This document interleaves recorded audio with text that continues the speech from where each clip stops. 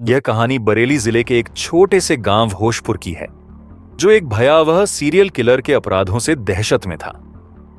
यह घटना 2023 से शुरू हुई, जब बरेली के प्रतापपुर नामक गांव में 5 जून 2023 को एक महिला 50 वर्षीय कलावती की गला दबाकर हत्या कर दी गई थी। पुलिस जब इस हत्या की जांच करती है, तो यह सामने आता है कि हत्या के दौरान उसकी साड़ी के पल्लू का इस्तेमाल किया गया था। यह एक अजीब तरीका था और पुलिस को यह भी नहीं समझ में आया कि कहीं इस हत्या का कोई अन्य कनेक्शन तो नहीं है। इस समय तक पुलिस को कोई ठोस सुराग नहीं मिला था। इसके बाद जुलाई 2023 में फिर से एक और महिला प्रेमवती की डेड बॉडी बरेली के आनंदपुर गांव में पाई जाती है। प्रेमवती की हत्या भी ठीक उसी तरीके से की गई थी, गला दबाकर। पुलिस ने इस मामले को गंभीरता से लिया और विचार किया कि कहीं यह किसी बड़े अपराधी का काम तो नहीं हो सकता, लेकिन किसी महिला के शव के पास से कोई विशेष प्रमाण या सबूत नहीं मिले, जिससे पुलिस को यह समझने में मदद मिल सके कि हत्यारे का सुराग क्या हो सकता है। इन घटनाओं ने पुलिस को यह सोचने पर मजबूर किया कि क्या यह घटनाएं एक दूसरे से जुड़ी हुई हैं या फिर अलग अलग अपराधी द्वारा की गई हैं। इस दौरान पुलिस की जांच जारी रही और इसी सिलसिले में 22 जुलाई 2023 को एक और महिला की लाश गन्ने के खेतों में पाई जाती है। यह महिला भी 50 से ज्यादा उम्र की थी और उसका गला भी उसी तरीके से दबाया गया था। इस घटना से पुलिस का संदेह और भी गहरा हो गया था। अब यह स्पष्ट हो गया कि यह घटनाएं एक ही अपराधी द्वारा की जा रही थीं और यह एक सीरियल किलिंग का मामला था। लेकिन इसके बावजूद पुलिस के लिए यह मामला जटिल बना हुआ था, क्योंकि कोई ठोस सबूत नहीं था और हर हत्या अलग अलग जगहों पर हो रही थी। इस वजह से पुलिस किसी खास दिशा में जांच नहीं कर पा रही थी। इसके बाद 7 अगस्त 2023 को एक और हत्या हुई और महिला की लाश भी उसी पैटर्न में पाई गई। अब तक कुल 4 महिलाएं मर चुकी थीं और सभी की हत्या गला दबाकर की गई थी। पुलिस ने एक बड़ी रणनीति बनाई और 31 अक्टूबर 2023 को फिर से एक महिला की डेड बॉडी उसी तरीके से मिली। इसके बाद नवंबर महीने में 2 और हत्याएं हुईं और पुलिस की चिंता बढ़ गई, क्योंकि यह घटनाएं लगातार हो रही थीं और किसी भी तरह का ठोस सुराग नहीं मिल रहा था।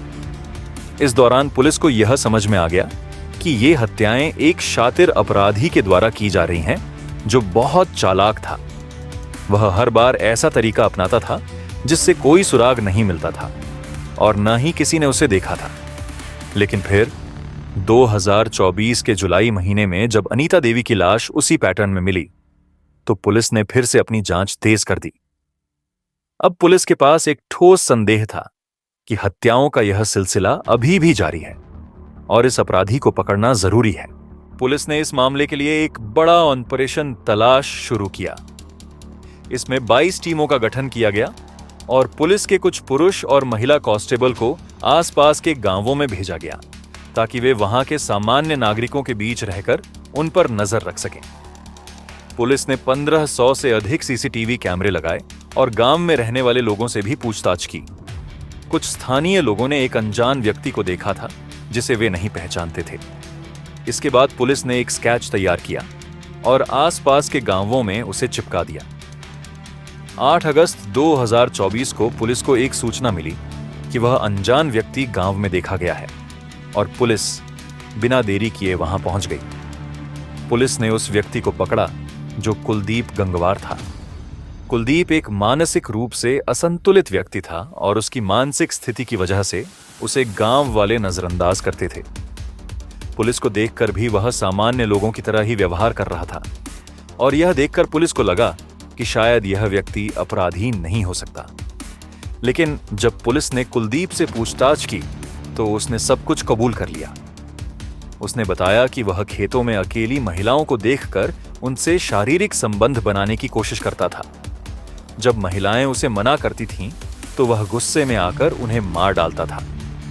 कुलदीप ने यह भी बताया कि उसने अपनी शिकार की उम्र 45 से 50 साल के बीच की महिलाओं को चुना, क्योंकि वह जानता था कि इस उम्र की महिलाएं उसे ज्यादा विरोध नहीं कर पाएंगी। उसके पास से महिलाओं के व्यक्तिगत सामान, जैसे कि उनके पल्लू का टुकड़ा, बिंदी और अन्य सामान भी मिले। जो उसने हत्याओं के बाद इकट्ठा किए थे। कुलदीप ने स्वीकार किया कि उसने 6 हत्याएं की थीं और पुलिस ने उसे अपराध स्थल पर लेकर उसकी हत्या की प्रक्रिया को रिक्रिएट किया। पुलिस ने उसे गिरफ्तार कर लिया और इसके बाद हत्या का सिलसिला रुक गया। हालांकि कुलदीप के खिलाफ जांच अभी भी जारी है और 3 अन्य हत्याओं की जांच भी चल रही है।